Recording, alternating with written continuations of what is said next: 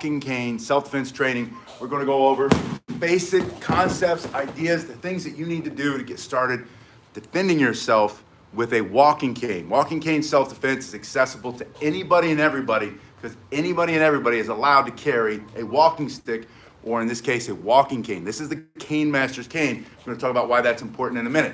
But in this video, you're going to learn how to do the basic striking self-defense moves, the warm-up moves, and why they're important. Starting with the very first self-defense tip. Of the 5 self-defense tips, tip number 1 is to pick the right cane. Canes are made of a lot of different materials. Some canes fold apart, some will have joints that will remove, some are made out of lightweight metal, some are made out of hard wood, like this Cane Masters walking cane. The number 1 cane for cane self-defense is the Cane Masters Kane. Cane Masters has been around for a long time. Cane Masters developed a lot of the modern walking cane self-defense techniques,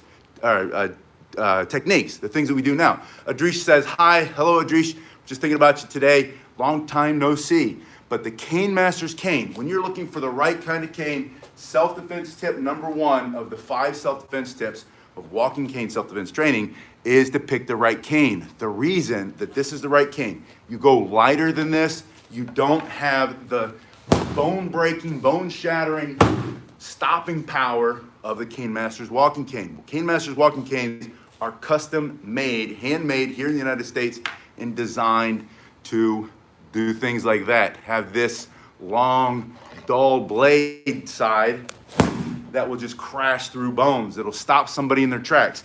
These Cane Masters canes have these teeth on the end, all different shapes, different sizes, that are designed to rip in, snatch somebody, pull them in, pull the skin off their face for self-defense. They're very effective, and they're designed as a standard walking cane so you can carry it anywhere you go.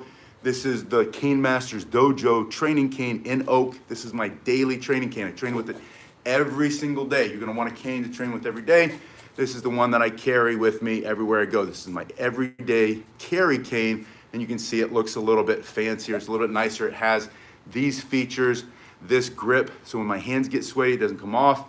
This here, if I need a little extra, I lose it, it's still with me, grab it right away.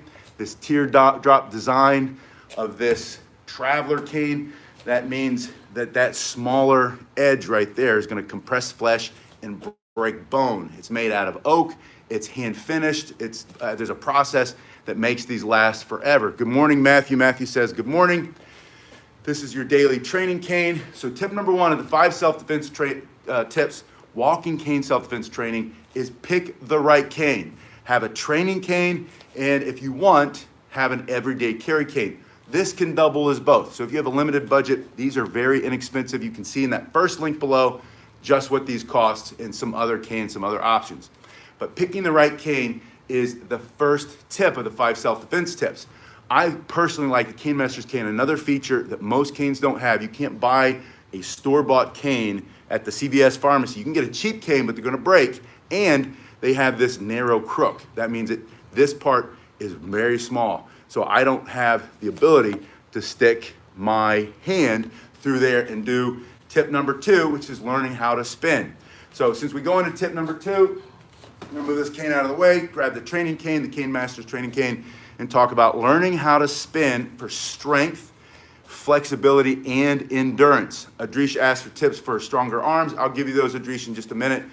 But having a Cane Masters cane like this with this wider crook allows me to now spin. And the purpose of spinning, this is tip number 2 of the 5 self-defense tips. Tip number 2 is spinning for strength.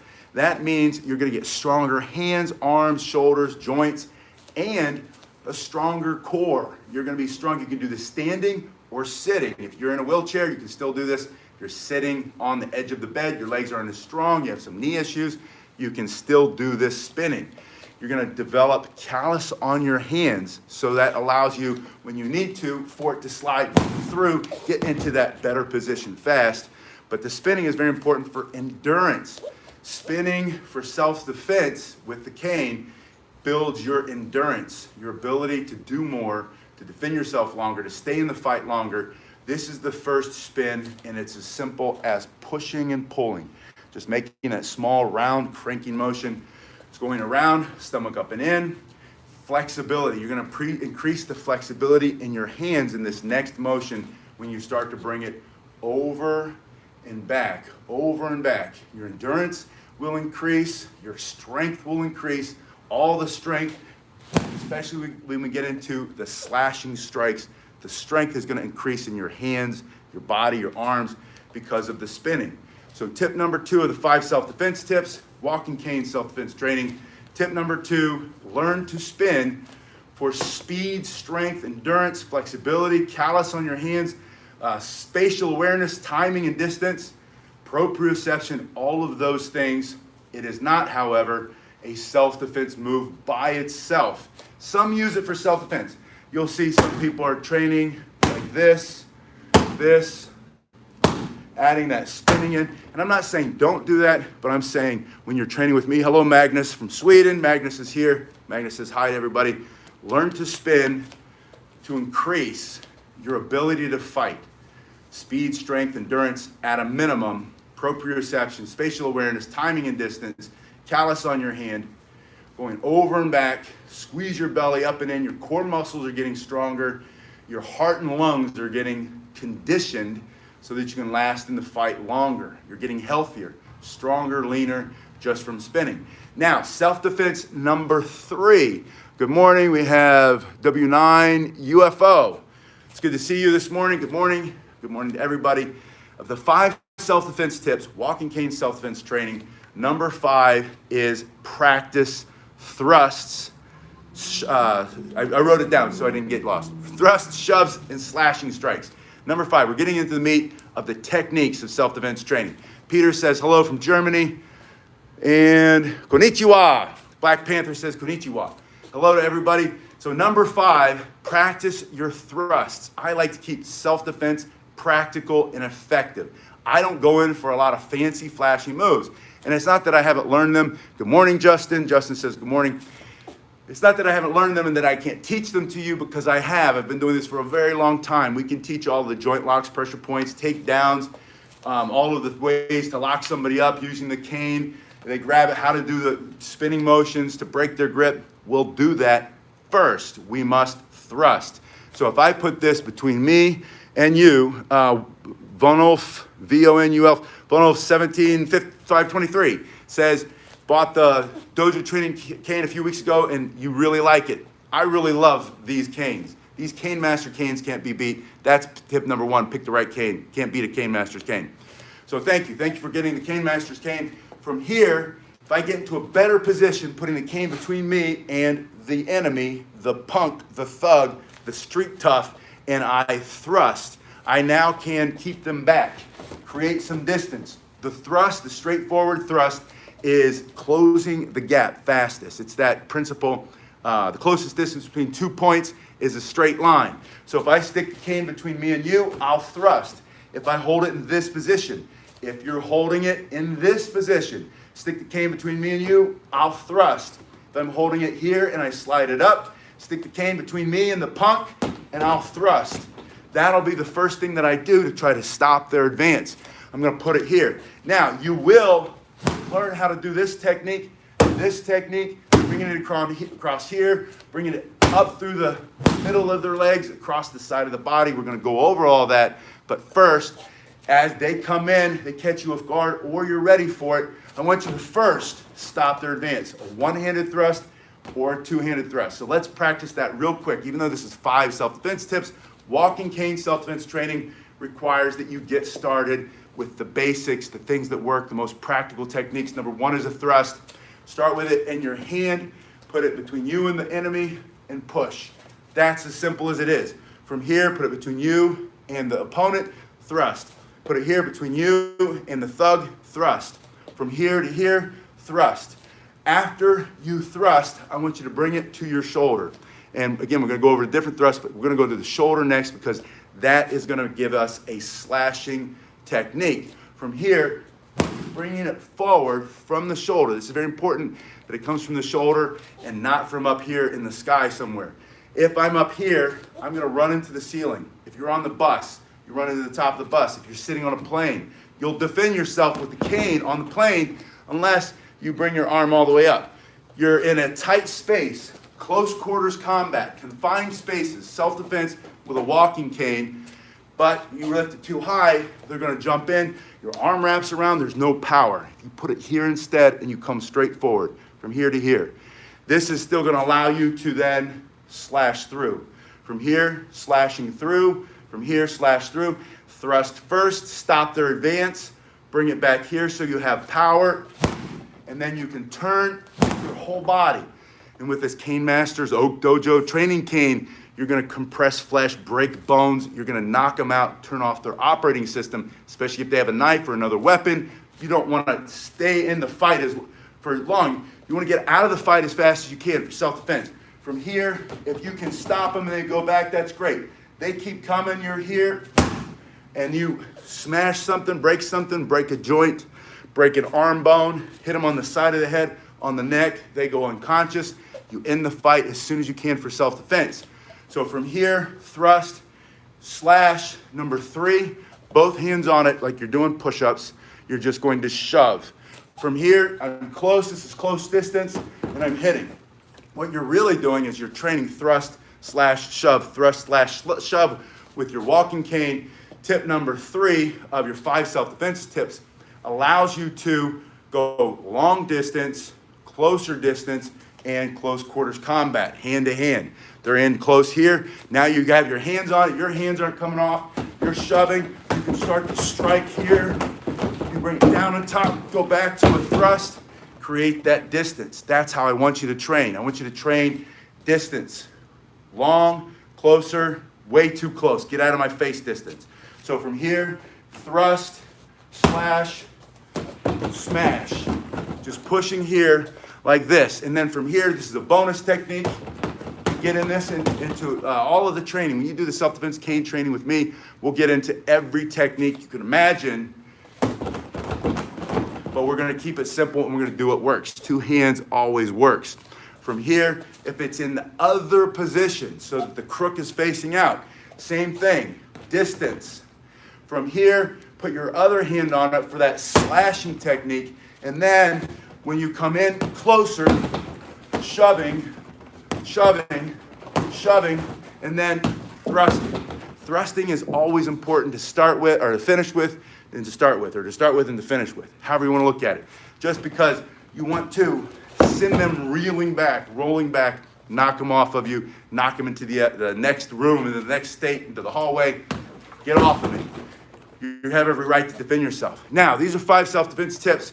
Tip number 1, just for quick review, if you joined us a little bit later, pick the right cane, Cane Masters self-defense cane, my favorite. It's made for self-defense. Very few others are. Number 2, learn to spin for speed, strength, endurance, flexibility, all the right reasons. It's like jumping rope for a boxer. It's like punching the bags for a boxer. It's training. It conditions your body. Number 3, practice the self-defense techniques of thrusting, angles, slashing, slashing down, coming straight across. You can go from here down, you can go here, straight down, you can go horizontal, straight across. Practice thrusts, slashes, and shoving techniques. The bonus technique, 2 hands on it, just smashing. Think of elbows to the chin, elbows to the temple, elbows to the neck, knock them out. Elbows into the ribs, break their ribs, stick that rib through the lung. They're coughing up blood. Fight becomes harder for them to pursue you. You get away, they're coughing up blood, comes, the police officers come, scoop them up, take them to jail where they're supposed to be. That's where they're supposed to be, right? That thug criminal punk who's coming after you, and you don't have any other choice but to defend yourself. And you have the right to defend yourself with your Cane Master self-defense cane. Now, number 4, the 4th tip of the 5 self-defense tips is target acquisition training. Not my term. That term comes from Tim Larkin in the book, When Violence is the Answer. When Violence is the Answer, go to, Amazon. Look it up on Amazon. When Violence is the Answer, Tim Larkin, or follow him here on YouTube. Target acquisition training, the basic idea, basic concept is that when you are practicing your training, Jose says, thank you, Sensei. Disabled vet. Use a cane to help him walk. Jose, my pleasure, my pleasure. Semper Fi, brother. From here, and you can say Semper Fi even if he wasn't in the Marine Corps or she wasn't in the Marine Corps. And you say Semper Fi, brotherhood, right? Even if it's not a man. Semper Fi covers us all in the military. From here, from self-defense. See, Justin says, been practicing strikes like crazy with the cane, and they hit viciously hard. Awesome. Sensei Emmett. Hello, Sensei Emmett. Sensei Emmett, we had a question for you the other day. Someone was looking for a bow staff in Ireland, a bow in Ireland. What's the best place to get a bow in Ireland? Send me an email, please. I just forgot to email you. So we're talking about the 5 self-defense tips. Number 4 is target acquisition training. Target acquisition training means what are you going to remove or destroy? Their ability to see, their ability to breathe temporarily through their nose and the mouth. In other words, you smash that nose, that's all clogged up, blood's coming out, sucking into the, you knock the teeth down their throat for self-defense, or you go permanently through the throat, or you hit them here in the solar plexus. They can't stand upright, they can't catch their breath, or you break a joint, an arm, a shoulder, wrist, fingers. Go down to the knees. What are you going to remove or destroy? Target acquisition training, but then you have to train it. You've got to practice it. It has to be a conditioned response. Just like breathing, has to be a conditioned response. So we go fast, fast, fast, breathe, fast, fast, fast, breathe. Learn how to condition your body to breathe as a response to stress. Target acquisition training, as you train, once you learn thrust, slash, shove, and then boxing or elbows. I always think of elbows here. I don't think of boxing so much because my hands are together. Instead of hitting you with my elbows, I'm going to hit you with this oak piece of hard oak, right? Cane Masters Kane, right in your face, right in your temple, right in your ribs. Until you give me some distance. You back off of me. Now I'm going to shove to finish you off for self-defense. But target acquisition training, as you train, you've got to train this in. It has to be conditioned response. You have to not think about it. You have to just simply do it. It has to be your conditioned response. Your habit. It has to become habitual. From here, get in your better position. As you thrust, instead of thinking thrust, think of eyes, or throat, mouth. And then when you are in the self-defense situation, this naturally kicks in. And instead of thinking thrust or what am I going to hit, you're looking at him and you're asking yourself that question constantly, which you're saying, Boom says hi, hello Boom. You're saying, what am I going to remove or destroy? His ability to see me, breathe through his nose, through his mouth, maybe box his ears, give him a ringing motion, break that jaw. Can't open his mouth, can't bark at me, right? Can't breathe very well for self-defense. It's you or the other person. This is your right. You use violence. That was the book, Tim Larkin, When Violence is the Answer. Go follow him on YouTube. But this idea of what can you remove or destroy, their ability to see, their ability to think, their ability to be conscious, to take that knife out and try to stab you. They're knocked out. You didn't kick into sleep, you knocked into sleep. Boom, they're out, right? Becomes second nature, Matthew says. Yes, it becomes your second nature. It becomes your conditioned response, your habit. Your habit is to think instead of thrust, eyes, throat, solar plexus, groin, and then on your slashing techniques, temple, right, neck, shoulder, elbow, or ribs, knee, and then practice as you train in your mind. You constantly picture it, visualize what you're removing or destroying. That way, when you do need it for self-defense, for real, when we call for real, you're not thinking, oh, what am I supposed to do? Should I do this kind of, should I do that? But you immediately you've practiced it 1,000 times, and it's your habit, it's your response, your conditioned response. And you go, boom, and immediately you take a breath, and you think, I've got to go for his nose. I'm taking his nose out. I'm going to smash that because your cane, maybe you're holding your cane like this, and you're going to do that first thrusting technique right there. In Oak Dojo training, Cane Masters. I can't think of Cane Masters today. Cane Masters Kane, your Oak Dojo training cane from Cane Masters is stronger than his nose, than his teeth, than his throat for self-defense. So your first motion is boom, just straight in. Stop there, advance. Immediately stick that in his nose. Maybe that's all you need. And then after that, you're thinking temple. And you're thinking, here's where we didn't talk about this yet. This comes out later on as you train. You take this and you just rip stuff off of their face, right? And then, yeah, this is like a big fist, big knuckle, big hammer going in, but coming back the other way, that's like a big tooth. You know, that Cane Masters Oak Dojo training cane, that tip right there. Or if you go look at the link below, look at the other canes that are in there, because you might find something you like better. But that just, stick that in his ear hole. For self-defense, stick it in their ear hole, right? You control the head, you can control the whole fight. It's very vicious, but self-defense is not polite, it's not nice, it's violence. It's violence against violence, it's self-defense. You're using violence against them. Their plan is to use horrible violence against you. Your only option. Your option isn't to box them. Your option isn't to get in a 3-round fight with 3 minutes and a dinger, you know, a timer and a referee and a little coach, and you're sitting in the chair and you spit in the thing and they put the... That's not your choice. It's violence. What are you going to do to remove or destroy their ability to see, breathe, think, all of the things? Be awake, walk, stand upright. And then you're going to use these techniques. So tip number 4 of the 5 self-defense tips, walking cane self-defense training. Tip number 4, target acquisition training, which is basically thinking about what you can remove or destroy. What are you going to hit with your cane? And then that'll tell you what technique you're going to use. You can't go backward. You can't say, well, I really like this technique, so anytime someone comes at me, I'm going to do this. Now all of a sudden their hands are here. Your hand, they're too close. You can't use that. And you're like, oh, what could I... Well, now what, right? That's when you pull it here and you go to a shove and you stick that right through their face. Their hands are here, they're choking you. You bring this down on top, crushing those arms, bam, right into the face. And then you hook and jab, and then slash and thrust. Fight's over, you win. Let's see. It says, Amos says, if you hook that in the clavicle and pull down, it's amazingly how quick they're going to want to let go, but they can't because you hooked them. This is going to go in there a few inches deep. Right? Especially with both your hands. And here's where Sensei Emmett is most right. You're very strong in this position, right? You're not as strong in this position. This position, though, right in his clavicle, right in his ear, in his neck, in the back of that shoulder, into the ribs, you have a lot of power just pulling. And it's a short distance. You don't have to go a long distance, just a little bit. A little bit will do the job for self-defense. You win. Now, the last tip, tip number 5 of the 5 self-defense tips, walking cane self-defense training tip number 5 is employ the principles of self-defense. That goes back to what we said, all of the earlier tips, they all kind of wrap up right now.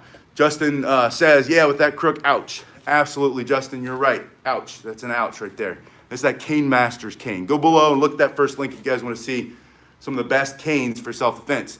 That's tip number 1. Pick the right cane. Can't get better than a cane master. In my opinion, can't get better than a Cane Masters Kane. Employ the principles of self-defense. What are principles? We have to take and put the principles in one hand and the techniques in another hand. So we'll define the techniques. Thrusts, jabs, pulling with the cane, snapping it up between his crotch, putting him on the ground. So all the slashing strikes, all the shoving strikes, all those things. Those are techniques. We put them over here, okay? Now, if you only think about techniques, you get stuck in technique land. Your mind only thinks of, well, what am I supposed to thrust? Am I supposed to what? And you get lost. And you think, and there's no time to think. The famous fighter used to say, Jack Dorsey, said, the whole time I was fighting the guy, he was thinking. The whole time he was thinking, I was punching him in the face. And that's what you're going to do. You're going to train so that it becomes instinctive, reactive, responsive. Responsive is better than reactive, right? Conditioned. Your conditioned response is going to be to move. You're going to move. You're not going to think. You're not going to hesitate. You're not going to give them the time to hurt you. You're going to use the principles of self-defense. So what are the principles? Think strategies. Think of ideas. Principles are always big things, much more important than techniques. Does that mean techniques don't have value? No. Yeah, reflexes, Inexplicable says reflexes, yes. Becomes your reflexive move. The techniques are important. Thrust, slash, push, jab, shove, twist, all of that, those are good. You're going to practice those. You need techniques, but more importantly, you need the principles of self-defense. Number 1, if you do number 1 really well, most of the time you will not become a victim. Number 1, situational awareness, right? I saw it this morning.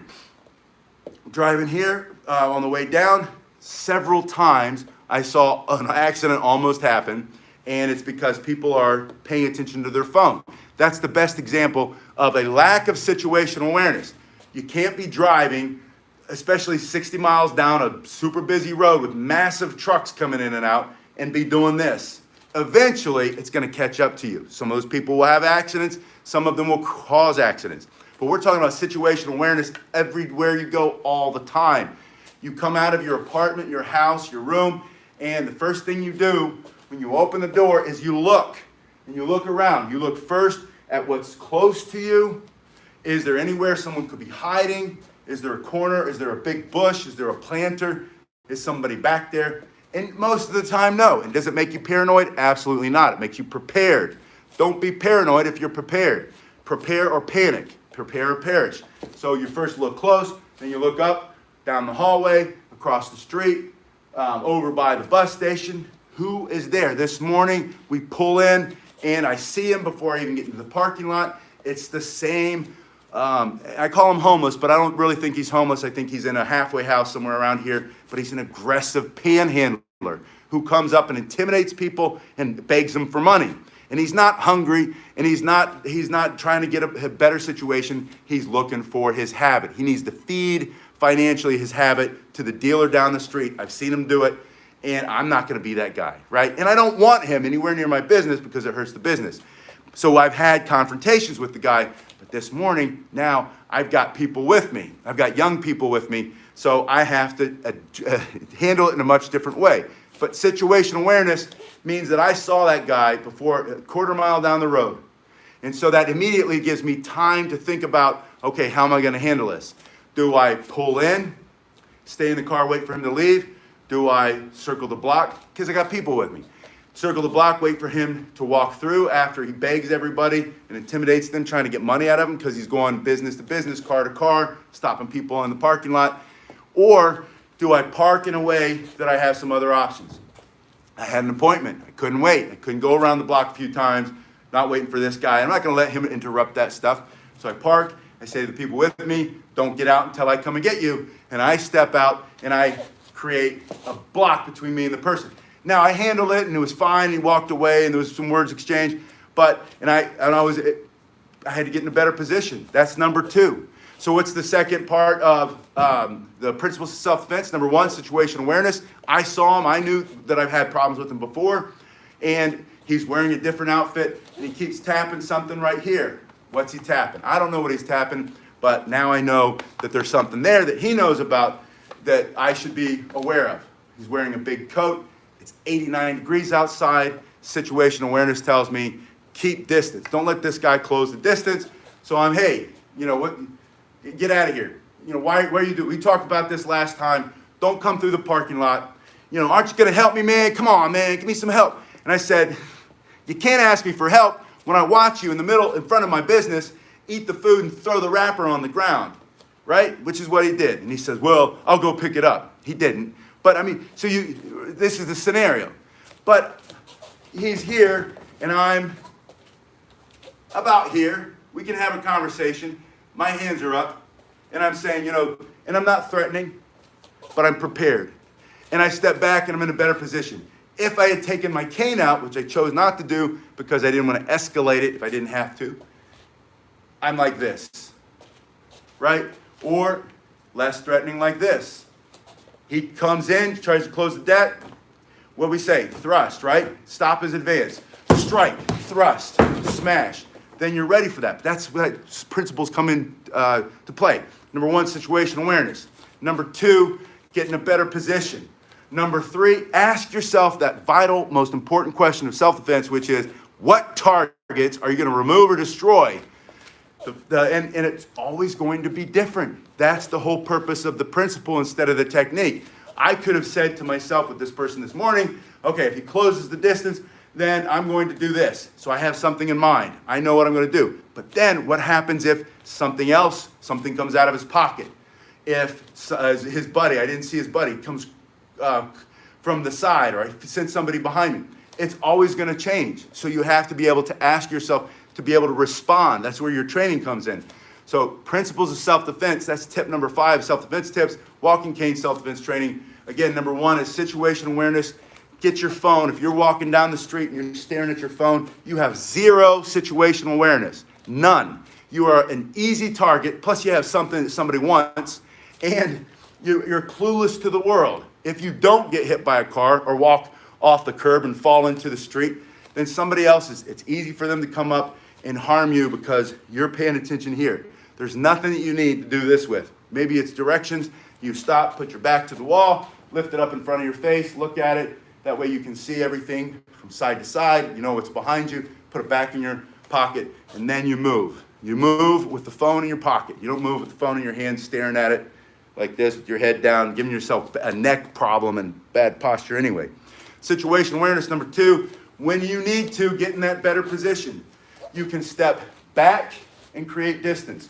When I am squared up to you like this, not only is my chin an open target, my throat, all my vital spots, that gives you just the opportunity. If they have a knife, you're in big trouble.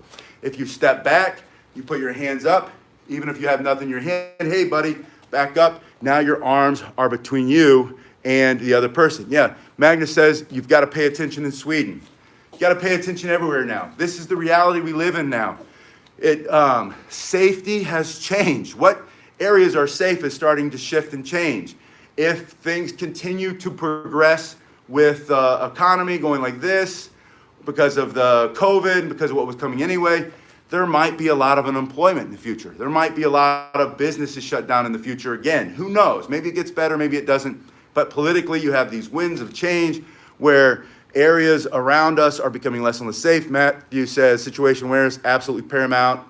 You know your surroundings. Yes, absolutely. But just be proactive. Be prepared or panic. Be prepared or perish. Be prepared or be paranoid. If you prepare and you're preemptive and proactive, you can be in a better position. You step back. You put the hard boning points. In this case, this Cane Masters Kane is best choice between you and the threat. Now they got to navigate that. They've got to get around that. You're able to immediately defend yourself, right? Yeah, fight or flight. If you can fly or run away, run away. But a lot of people, if they're using a cane for mobility, you're not running anywhere. You might have 2 canes. 1 cane to keep yourself from falling to the ground, and the other cane to thrust, to slash, to smash, to jab, to rake with. And then you have your self-defense or your weight on your other cane to keep yourself upright. Maybe you need to learn how to fight with 2 canes. 1 cane at a time. Right? You have that option, especially with you get 2 Cane Masters dojo training canes, you have 2 extremely strong, sturdy, hard self-defense canes. Tip number 5, employ the principles of self-defense. The 5 self-defense tips, walking cane self-defense training. Tip number 5, employ principles of self-defense. Number 1, situational awareness. 2, get into a better position. Put the cane between you and the threat. This isn't going to bleed. They have a knife, that's not going to bleed. They have a knife, this is way longer than any knife, right? Maybe a sword is the same length, but they have a knife, even if they have a machete, this is still longer. You still have this distance. I saw recently crime in certain areas, the machete is becoming the choice weapon, the weapon of choice. You still have length advantage. You still smash, you still thrust, create distance, knock them back. Situational awareness. Number 2, better position. Number 3, ask yourself, this is target acquisition training. That was tip number 4. What are you going to remove or destroy? Tip number 4, go all in. Don't softly strike them. I was going to use other terms, but we want to keep this friendly, politically correct here on the YouTube. But when you strike, you have to commit full force. You have to be trying to go through that target with every single strike. This is another Tim Larkin thing. Tim Larkin has a saying, never slap a killer. And the idea behind never slap a killer is some people are used to just blowing up and getting fights all the time, and they hit, but there's never any commitment. If you are going to hit somebody for self-defense, you better be pushing your whole body through that. Every single one, you've got to be trying to stop the fight. Don't get into a prolonged, protracted, drawn out. You're not Errol Flynn. right? This isn't Johnny Depp and Pirates of the Caribbean where you're sword fighting. You're not sword fighting somebody. You're trying to destroy or remove targets. Eyes, nose, mouth, seeing, breathing, hearing, thinking, being awake. And that's what we're going for. Black Panther says, LOL. Yes, exactly. LOL times 1,000. You're not dancing around.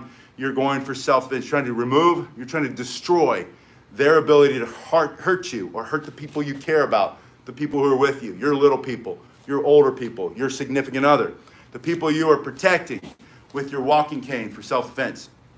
All right. Awkward the Cat says, training video on how to use the monkey fist. Yes, we'll do a monkey fist. And Matthew says aggressive follow-through. Think about, it's like hitting a home run every single time. Swing for the fences. That's the baseball analogy. Swing for the fences like you're trying to hit a home run every time. That's all about follow-through. I think Matthew said aggressive follow-through. All follow-through. Use your whole body to turn, to shove, move your body in through the target. Those are the basic principles of self-defense. Situational awareness, better position, target acquisition, and then go for it. The fight's not over until you win in self-defense. For self-defense, these are the 5 self-defense tips, walking cane self-defense training. One more time in case you joined us late. Number 1, pick the right cane. I don't think you can go better than the Cane Masters self-defense canes. Check the link below to see what those are all about. Number 2, learn how to spin for strength, speed, endurance, flexibility. Learn all the reasons that you spin and all the different ways that you can spin.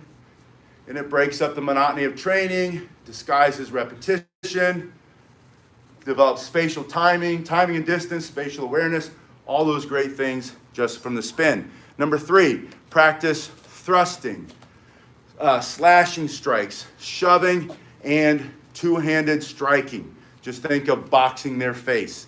Number 4, target acquisition training. Practice it, train it into your brain. Think eyesight, think eyes, ear, temple, neck. When you practice, once you learn the basic techniques, then practice them with visualization and in your head, picture somebody